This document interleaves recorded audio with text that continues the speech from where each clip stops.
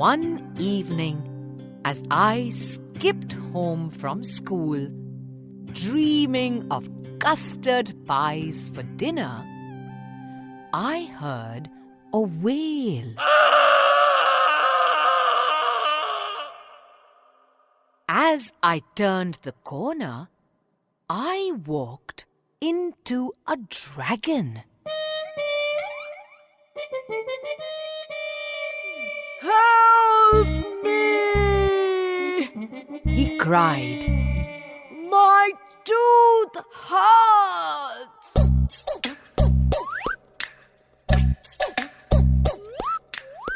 Buckets of tears rolled down his cheeks.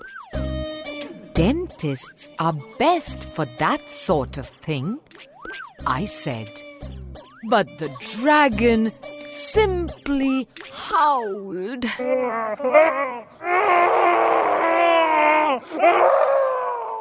How does one cure a dragon's toothache? I thought.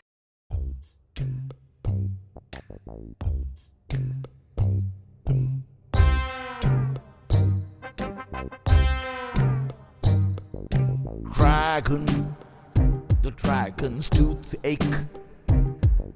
Dragon, the dragon's toothache.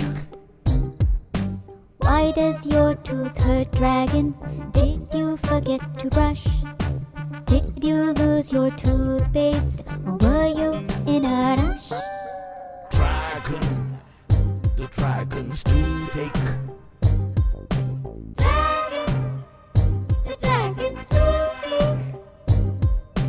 I don't know what that means. What is this brush you speak of? I don't know what that means. What is this brush you speak of? All I know is my tooth hurts when I talk, sneeze or cough. Dragon, the dragon's toothache. Dragon, the dragon's toothache. A toothbrush cleans your teeth. You brush to the left and to the right. You go around your teeth in circles, but not with all your might. Ow! It's too late for that now. My tooth might soon break. Do you think you could help a dragon with his toothache? Or do you think you could help a dragon with his toothache? I looked into my bag. I found a bird's nest, a lump of clay, a flashlight, a ball of twine, a half-eaten apple, my favorite book, and a toothbrush. "Open up," I said to the dragon, pulling out the flashlight. In the dark of the dragon's mouth, I saw a toy airplane and a shattered gum tree. Then, right at the back, I saw an old bone stuck in a broken tooth.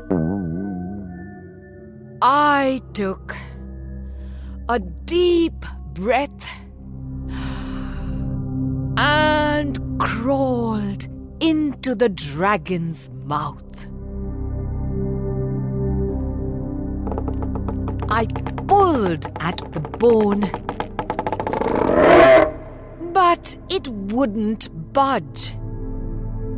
I heard the dragon wail. Just as I was wondering what to do, he swallowed. I slid down the dragon's throat like a piece of jelly and whoosh!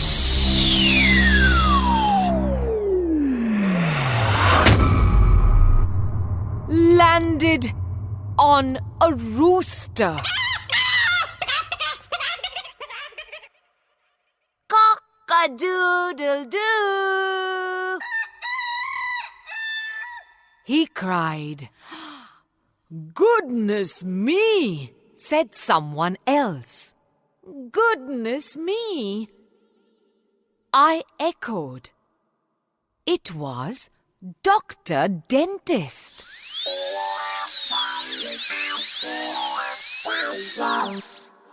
Bow wow! Barked my neighbor's puppy. Meow! Mewed my grandmother's cat. Bleated the farmer's goat. I also heard the zoo monkeys chatter. What are you all doing here? I asked, surprised. We tried to help the dragon with his toothache, replied the dentist. I was worried. How do we get out? I asked. Everyone shrugged. I thought and thought and came up with an idea. The monkey stood on the goat's head. The rooster perched on the monkey. The puppy climbed on the rooster. The cat jumped on the puppy's head. The dentist stood on the cat, and I balanced on them all. I took the twine from my bag, made a lasso, and flung it around the tooth with the bone. As we stood on top of one another, there was a rumble and a grumble. We wobbled. I was frightened. What was that? I whispered. That's only the dragon snoring, replied the dentist. I quickly grabbed the rope, climbed into the dragon's mouth, and pulled up the dentist, who pulled up the cat, who pulled up the puppy, who pulled up the rooster, who pulled up the monkey, who pulled up the goat. I rolled up the twine and put it back into my bag. By now, the bone was rattling inside the tooth. Whump! I pulled it out. The dentist quickly covered the broken tooth with clay. All this while the dragon slept and snored.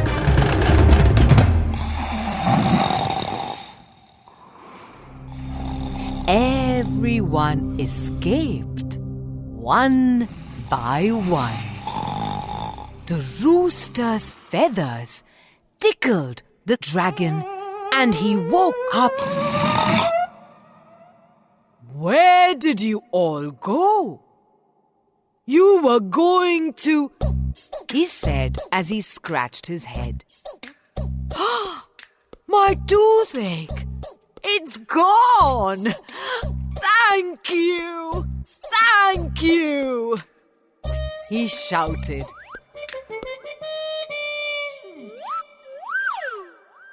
Dragon, I said, handing him a toothbrush. You really should brush your teeth. The sun was beginning to set when everyone said goodbye. The dentist strolled to his clinic.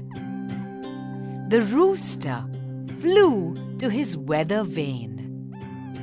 The monkey swung back to the zoo.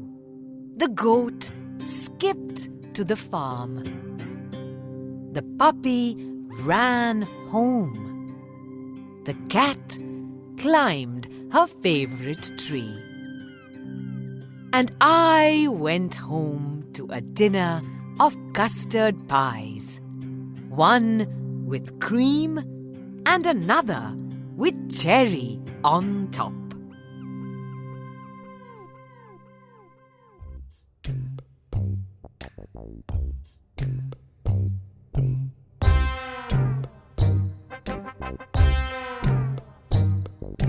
Dragon, the dragon's toothache.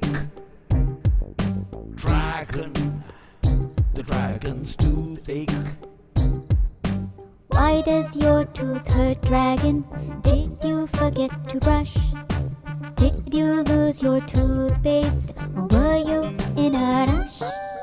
Dragon, the dragon's toothache. Dragon, the dragon's toothache. I don't know what that means. What is this brush you speak of? I don't know what that means. What is this brush you speak of? All I know is my tooth hurts when I talk, sneeze or cough. Dragon, the dragon's toothache. Dragon, the dragon's toothache. A toothbrush cleans your teeth. You brush to the left and to the right. You go around your teeth in circles, but not with all your might. Ow! It's too late for that now. My tooth might soon break. Do you think you could help a dragon with his toothache? Or do you think you could help a dragon with his toothache?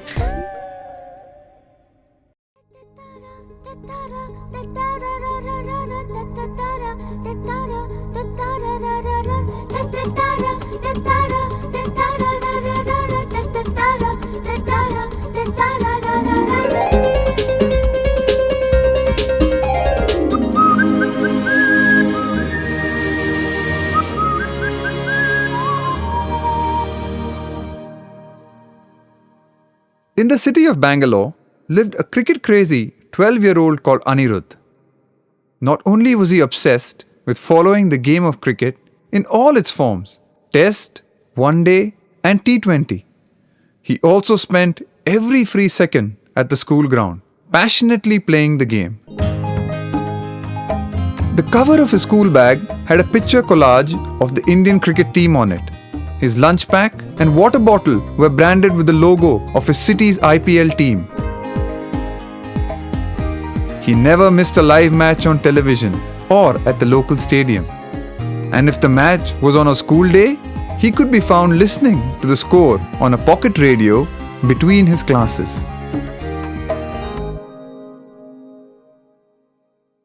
Anirudh had been attending cricket coaching camps every summer since he was 6.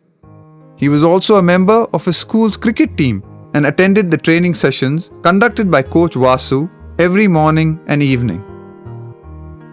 Anirudh was a middle-order batsman and a part-time off-spinner. He also fielded at various key positions on the infield. When not watching or playing the game, Anirudh could be found excitedly discussing statistics, match figures, and fielding strategies with his friends.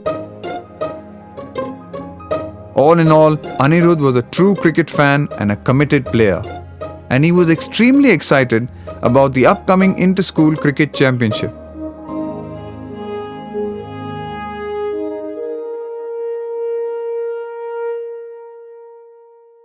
But there was a problem, a huge problem. Because of his cricket mania, he was falling behind in his studies, especially mathematics.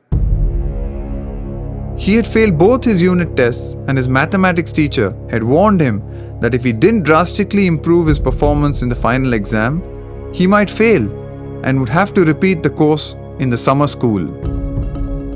This meant no cricket camp in the summer. Anirudh was very troubled.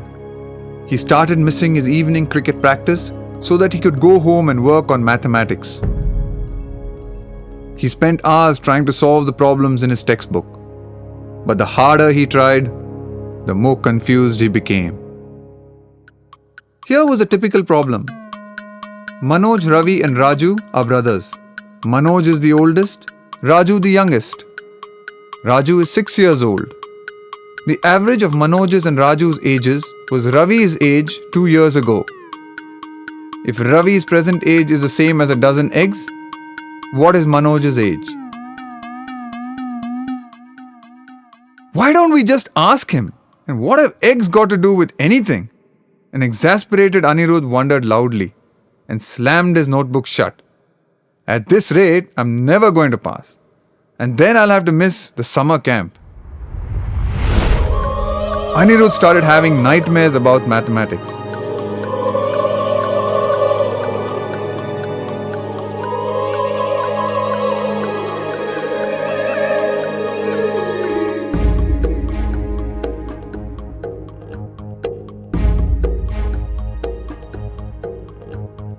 Averages, find the mean.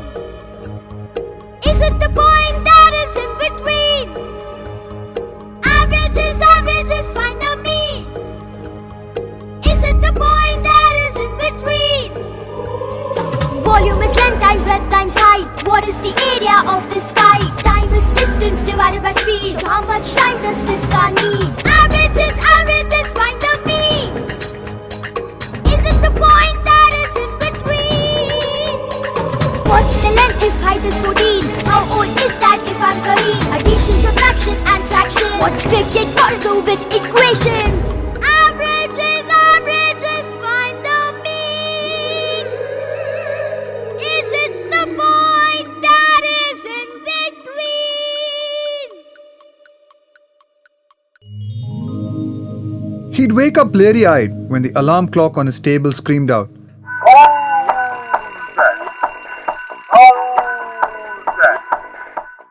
He would turn it off, drag himself off the bed, wash up, and lift his heavy cricket kit and school bag and head to school. One morning, when the previous night's dreams had been particularly harsh, Anirudh found that he could not focus during cricket practice. While fielding, he dropped a few sitters. While batting, he made a duck. While bowling, his balls were ruthlessly dispatched by the batsman to the farthest corners of the ground. It was as if a nasty bowler was peppering him with bouncers and beamers. Coach Vasu was known for yelling at his players. Even when he congratulated them after winning a game, he would do so at the top of his voice. Every poor shot from a player would invite a screaming barrage of cricketing advice. Bad fielding and dropped catches would lead to extra laps around the cricket pitch. But all the players loved and respected him.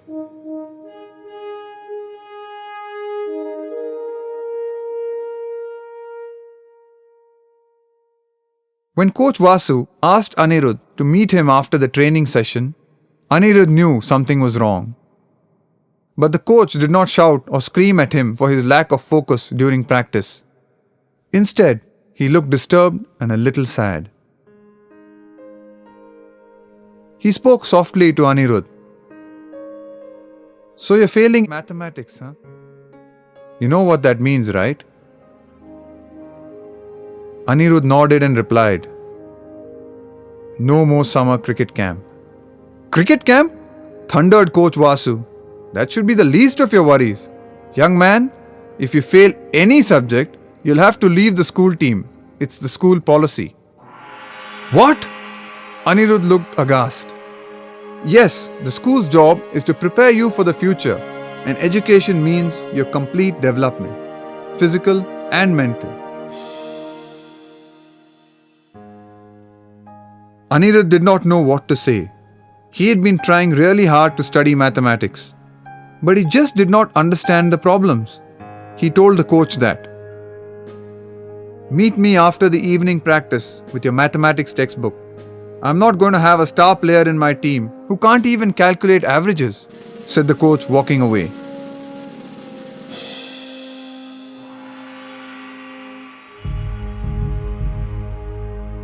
Anirudh was disturbed all day long. Being a member of the school's cricket team meant everything to him, and they were so close to winning the district championship. He wanted to compete at the state level, but if he didn't do well in mathematics, there would be no school team, no camps, and no more cricket. That evening, Coach Vasu split the players into two teams, and they played a 10 overs aside practice match. The opposition scored 83 runs in their 10 allotted overs. While chasing, Anirudh's team lost its top 4 batsmen for a paltry 18 runs in the first 4 overs. As Anirudh was going out to bat, Coach Vasu shouted, "Do you know the asking rate?" Without missing a beat, Anirudh turned round and replied, "Yes sir, we need to score at 11 runs per over to win the match." The coach smiled. So the young man can calculate, he thought to himself. Anirudh played well and his team won with 2 balls to spare. His teammates celebrated as he walked back to pack his kit. Coach Vasu was giving pointers to some of the players. "Anirudh, come here," he hollered. "If your batting strike rate is 66.6% and the opposite team is only letting you take singles, then what fraction of balls bowled will you have to score on in 1 over to maintain your strike rate?" Anirudh thought for a while and then replied, "Since I can only take singles, I'll have to score 4 runs on 6 balls to maintain my strike rate. So 4 out of 6. Coach Vasu beamed. "You just correctly solved the first problem from your last unit test. On a mango farm, 33.3% of all mangoes are rotten. If Harish purchases half a dozen mangoes, what fraction of them are fit for eating?" Anirudh looked at the unit test paper that Coach Vasu was holding. He was trying to understand what the coach had done. He had replaced rotten mangoes with wasted balls. The mangoes fit for eating were the balls on which the runs were scored, and half a dozen is the same as 6 balls or 1 over. Anirudh understood runs. He understood number of balls bowled, number of wickets taken, asking rates, strike rates, the lot. In short, he understood the numbers behind cricket. "Try the second question, Anirudh." The coach handed Anirudh a pen and a piece of paper. Anirudh converted all the problems in the test paper to cricket statistics and solved them. But then a question stumped him. Draw the following: an acute angle, an obtuse angle, and a right angle. Geometry. How is cricket connected to geometry? He wondered. Had not Coach Vasu told the team that batting was all about angling the ball to the correct places. If one played in front of the wicket with a straight bat, one was dealing with acute angles. If one played behind the wicket, one was dealing with obtuse angles. A square cut meant hitting the ball at a right angle to the line of the ball. Anirudh was overjoyed. He had discovered a new subject, crickematics. As he went along, he started grasping the language of the questions. He went home and solved more questions from the textbook. After a few days, he realized that he no longer needed to use cricket analogies to solve mathematics questions. After all, they were just numbers. Anirudh passed his final exam with an excellent score. Now he could attend the summer camp and also play for the school team. His team won the district championship and qualified for the state competition. Anirudh was thrilled. He hoped that one day he would play for the country. If not, he could always become an accountant. There's a cricket match in town today. I'm off to play it, I'm on my way. There's a cricket match in town today. I'm off to play it, I'm on my way. Cricket is my favorite game. I love to play it every day. I like to bat, bowl and field. I'm the captain of my team. There's a cricket match in town today. I'm off to play it, I'm on my way. The crowd is roaring, batsmen scoring. Over the boundary the ball is flying. 4s, 6s, hat-tricks, misses. Caught out, run out, the crowd hisses. There's a cricket match in town today. I'm off to play it, I'm on my way. One last fall, the wicket falls. Game is over, umpire calls. The score is up, we've won the match. Hip hip hooray, we've won the match.